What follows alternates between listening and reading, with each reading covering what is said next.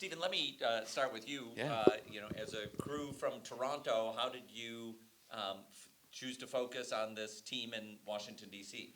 Well, I started with the NHL about 15 years ago as a film producer, and I was introduced to this wonderful program by my friend Kevin. Well, I had heard about the program, the Hockey is for Everyone program, which the program is famous for, which is basically a program where the NHL funds, I guess, inner city community teams such as these. And my friend Kevin Weeks, who's a former NHL goalie for the New York Rangers, we had worked together at the NHL, and he introduced me to Coach Neal, and we talked in April of 2017 over the phone, and I met this amazing man, and I told my friend AJ Messier over a pickup game of basketball downtown Toronto, and he was like, "That sounds pretty cool. Like, I'll come with you." And he's like, "Yeah, I got my cousin who's pretty interested in this, and that's Rob over here." And so we went down and we met this team and decided to just introduce ourselves. And Coach Neal is someone that really is guarded when it comes to his team. He makes sure that doesn't just let anyone into this family, and but he welcomed us with open arms when he knew that we were going to try to help tell their story and do the best we could with it. Coach Neal, let me ask you what it's like to watch this film. Well, it brought back a lot of memories, and I was very, very happy to see that they took such great pains and effort to really tell the story about the cannons. I think they did a very good job. Well, we're so honored to have you here after watching this film. Thank you. Coach Ralph, we see at the end that you've now come back to Washington, and I think I speak for many people in the audience who feel heartened by that. Can you talk about what it's like for you to watch the film? Oh yeah. First, I want to thank Steve, AJ, and Rob for all the hard work in this project. It's awesome to watch, and like Coach said, it brings back a lot of memories, and it makes me. I'm filled with a sense of pride and joy to see our story being told. It's a continuing work in progress, and we focus on the character traits. Hockey is, like Coach said, hockey is a tool. And we get to see, as we follow Robert and Rayvon through the trials of their life, we get to see how they use those character traits and to persevere through those very difficult times. And that's the goal. I think if you ask any of the coaches wearing the jackets here today, if we'd rather see that or we see a kid make it to the NHL who crumbles under pressure, we would much rather have that strong man or woman of character that can overcome the obstacles of life when they get punched in the face, and that's what happens. Well, let me ask Robert, one of the young men who've gone through this program. Well, I wonder if you can elaborate in your own words, what you took away from this program and update us where you are today. So basically, what I can take away from the program is like kids where I come from, around in that area, like struggling, and like how you guys watching the film have pretty much no home. Fort Dupont's right there to be your home. Coach Neal's there to be a big dad. You have these guys to be a father influence. And, if it wasn't for these guys, like, I don't know where I would be. Like, I'm from uptown, and my dad was in the military. We had everything in place. He passed, and it was just like most of the money he had left, we had to pay off bills, end up selling a house uptown that we had, nice house, couldn't afford it, moved to Southeast. I was going to school, like, right up the street from 37th Street. I'm pretty sure you guys know where that's at. And it was just, like, rough, and it was just, like, the boys I was playing football with was all street guys. It was, like, no good. And it was just, like, my mom, like, I got to get you into something. And we just kept passing the ice rink every day. And my mom's like, we got to go in and see. But I kept seeing black boys coming in and out of the ice rink. I'm like, there's no way it's black kids, black teenagers coming in and out of an ice rink. Went in the ice rink, and I met Coach Neal, met Miss Dean, and Coach was like, we see if you could skate. Learned to skate probably less than a month. Got good, Throughout the program, I got older, as y'all can see in the film. Ended up graduating school, became a police cadet.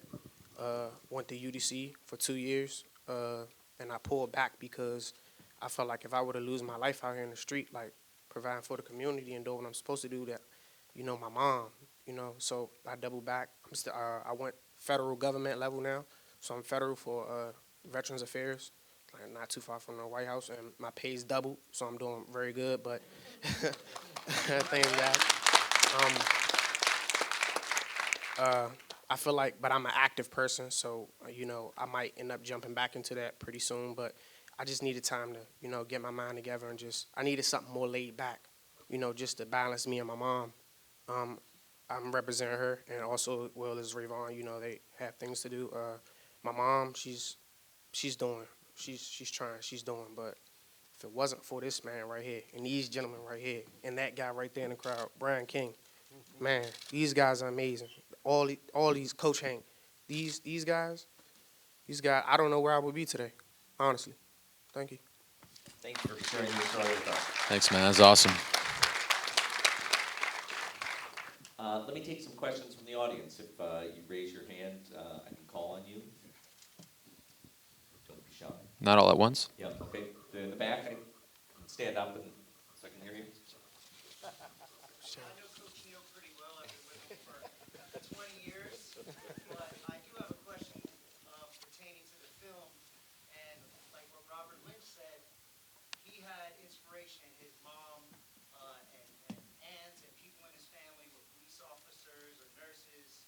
They had a tradition of service in their family. So I'm just wondering where Coach Neal's passion and his idea to serve came from. Was there somebody in your family or an example that you had maybe in life that you could point to? Great question. Well, thank you for the question. I've been raised around professional people all of my life. I've lived an interesting life as a child. My dad was in the Merchant Marines, and his port of call was in Canada, St. Catharines. And at that time, I was the only child. So my mother and I, we moved to St. Catharines, where we could see Dad when he came in with the ship, so that they would be able to see each other, and I'd see my dad. And I lived in a neighborhood where the kids played hockey.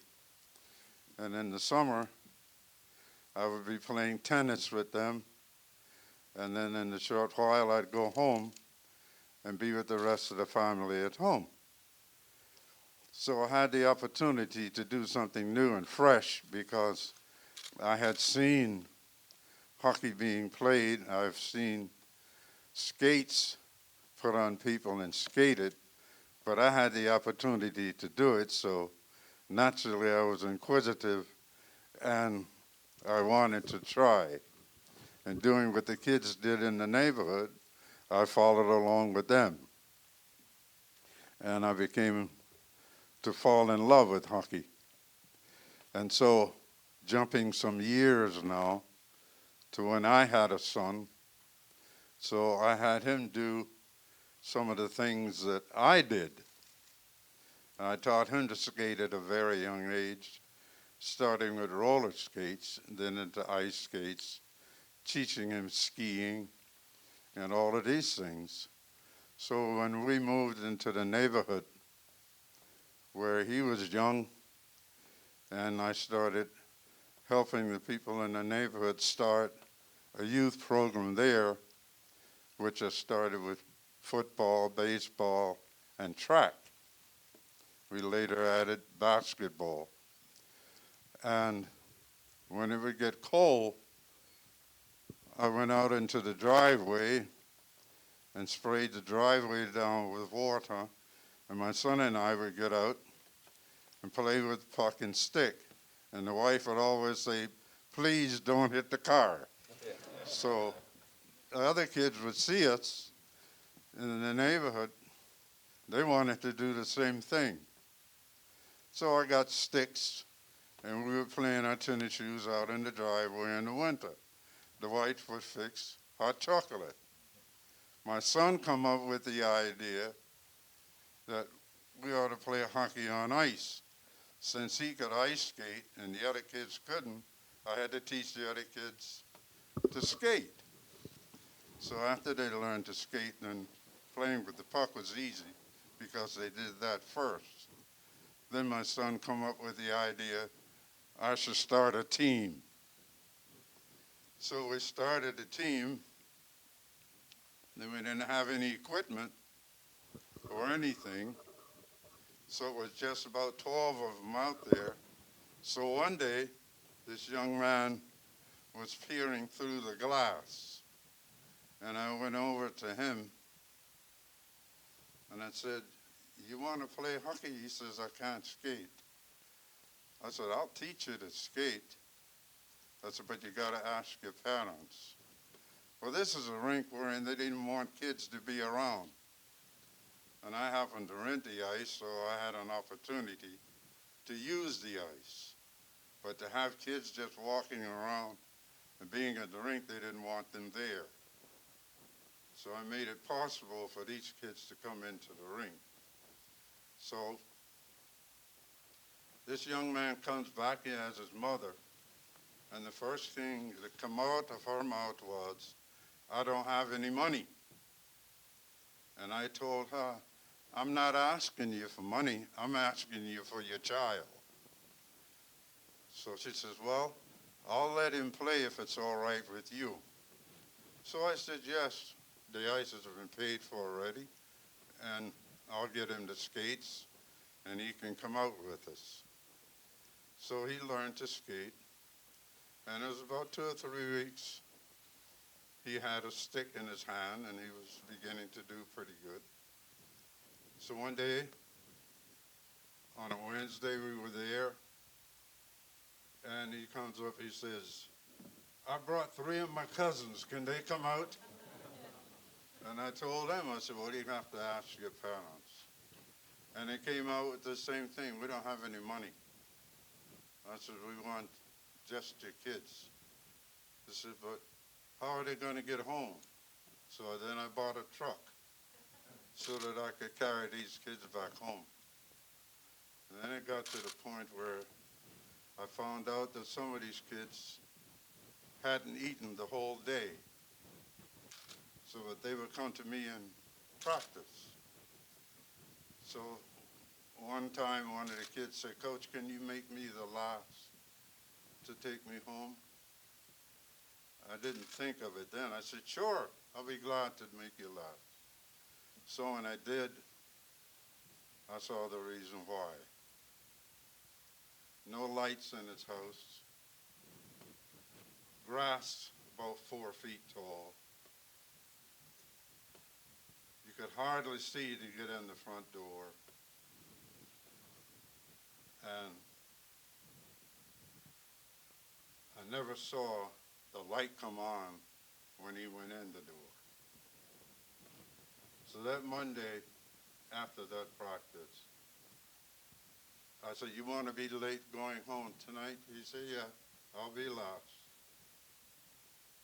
So when it got time to start towards his house, I said, have you had dinner? He says, no. And my mother hasn't eaten either. So I started giving him and his mother. And there was always a few that would say, can I be the last to go home? Because they had no food to eat.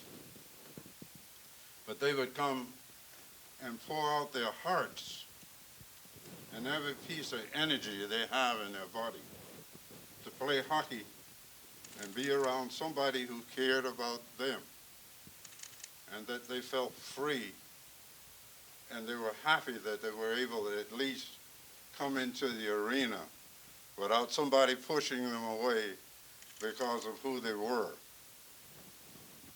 and what they were there for. And some people really don't even know today how that feeling could be to a child. Some are so fortunate that they don't have that feeling or even see that in their neighborhoods. To know how some of these kids come today. And that first young man today, believe it or not, is the air conditioning supervisor for the White House, to tell you how these kids have come along just to have somebody to show a little love and take a little time. So I always say there's something everybody can do to help somebody else, if it's no more than just wrapping your arm around. Let them know you care that much, so that they can see that somebody cares. Thank you.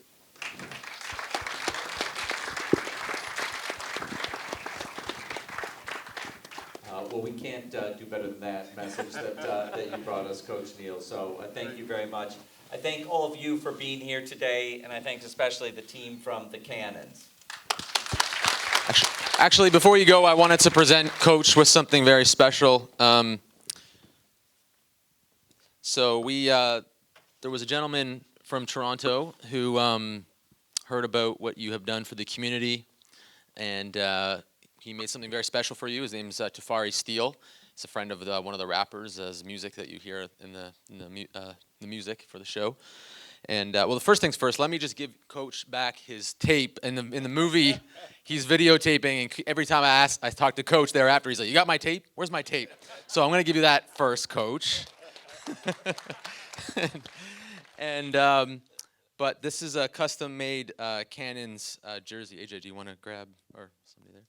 So this is a commemorative jersey that was made by this gentleman. The leaf represents Canada, and the star represents the United States, which is Coach Neal's roots. And then the back, of course, says Henderson '76, the year the team was founded. So just wanted to give you that, Coach. Thank you so much for everything. We love you. Thank you. Thank you.